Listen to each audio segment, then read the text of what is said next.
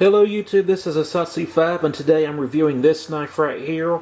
Got kind of a setup here, it's kind of a theme. I started following Ed Cardon's or Ed Manifesto's Instagram account. Is where I learned about the Lachata holster or the clothes hanger holster. And it's also where I learned about the Victorinox peeling knife or paring knife concept of self-defense or self-defense knife, tactical knife. I got a video on both this and a cut test video with this, and I thought I'll just give my review over this setup in general, because this is not only a self-defense tool to some people, but it's also, to me, a good EDC tool. And what it is a Victorinox peeling knife or paring knife. And paring knife is basically a knife that you use off of a cutting board. When you're cutting up fruit or vegetables or anything, if you're doing any kind of decorative cutting, any cut that's not taking place on the cutting board is a peeling knife cut, or it's a cut that you use a peeling knife for. And this is a Victorinox bird's beak one, and it's modified slightly. And I tested its ability to be a self-defense tool with the pork loin and denim jeans. But after that video, I wanted just to carry this for the fun of it. I wanted to carry it to use as an EDC knife. And I am very pleased with it. First off, I want to talk about this notch that they carve in here. This is to hold it like that, because the system that most people use these peeling knives for is a Picaud system. You also find it called the Libre fighting system. And not that there was anything wrong with that, but the first thing my brother said when he grabbed it like this, he goes, "Man, that doesn't feel like much more comfortable. You know, it doesn't feel like it's just such a more better grip than with it being there or not being there." And I said to him, well, I don't really think it's to make the knife more comfortable. I think it's for indexing, because the Libre fighting system or the Picaud fighting system is with the edge in as opposed to edge out. And so it could be very important if you're grabbing this thing in a bad situation to know which way that edge is facing, especially if you train for the edge to be in. So I think that is the main purpose of that groove, because that groove doesn't make it more comfortable to me either. But I do recognize it as when I touch this, it's like, oh, the edge is in, and then edge is out. You know, it helps. But anyways, this knife has been an awesome EDC knife. Very awesome. And keep in mind, this is a Victorinox, so this is going to have that standard inox steel that we're used to on the Swiss Army knives. I don't know that for a fact, but none of the steels are labeled on Victorinox, and they just say it's their stainless steel, so I'm assuming they're not going to change things up from those Swiss Army knives and their kitchen knives. Is all that inox steel. It just makes it more affordable and easy for them to do. So I'm pretty confident that's the steel that it uses. But this has a slight hawkbill shape to it, which makes it great for opening up packages. It makes it great for opening up mail. I've opened up mail with this. I've cut up quite a few apples with this. I've been very pleased with this apple cutting capability. But it has a very, very thin edge, a very thin grind. Let's see if I can get it to focus real quick.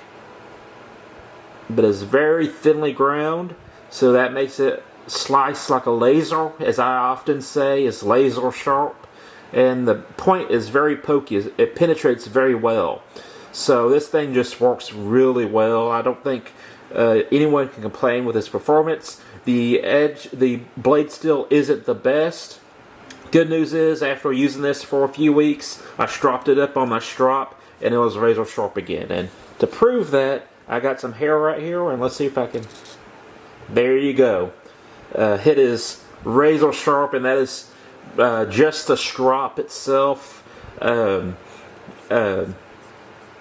I'm just very pleased with it. Now, this knife is very cheap. It's very affordable if you buy the knife itself. The problem is, if you plan on carrying this knife, you're going to need a holster or sheath for it. And I bought my first paring knife from Amazon. I can't remember how much it cost, but it was about $12, I think, and I had to make my own sheath out of PVC pipe. And I didn't do that good of a job because I didn't get the right thickness of PVC pipe. But I gave that knife to my brother because I wanted to buy this setup with the Kydex. And it cost me, let's see, I have this queued up on my phone. I got it on Etsy for $26.99. That's without shipping and handling. And this is actually a shuttle rig setup that they sent me. I didn't much care for the shuttle rig setup because if I'm going to wear this underneath my armpit, it's going to be underneath my clothes anyways. And so I just might as well wear it, you know, center body and mask so I can draw it with either hand. And if I am going to wear something underneath the armpit, you know, with a shoulder harness, it's going to be like the Cold Steel OSS or something like that that's a little bit more capable. This is a small enough knife to wear as a neck knife, and is very comfortable as a neck knife, and is also pretty comfortable in the waistband or in the belt line with a static line. So I cut the string to neck knife size. This also can loop and be a static line in your waistband, so when you pull it, the string catches your belt loop or your belt, and then you just pull a little bit further and it draws out. You can do what you need to do, grab your holster and put it back in there. I will say it worked out fine right then, but sometimes I have issues finding the sweet spot of putting the knife back in its holster. It's something I've had to get used to. Doing it just fine now, but it works. Also, this has some sort of wave feature, I guess you can call it, a pocket catch. So if you put this in your pocket without a string, this technically can catch the pocket so you can draw the knife. I find it kind of redundant. If you have the static line, you don't need that catch, and so it's not really necessary, but if you want to carry it that way, you can do that. But in general, I think the static line or the neck knife carry is the best way to go. It's going to be 100% reliable with this paracord, as opposed to this. If it's oriented in your pocket wrong, you could draw this out with the holster or something that you don't want to have happen. But like I said, this has been a very cool EDC knife. I've enjoyed this as a practical EDC knife immensely. The knife itself is pretty cheap, but getting the Kydex for it is what bumps up the price a little bit.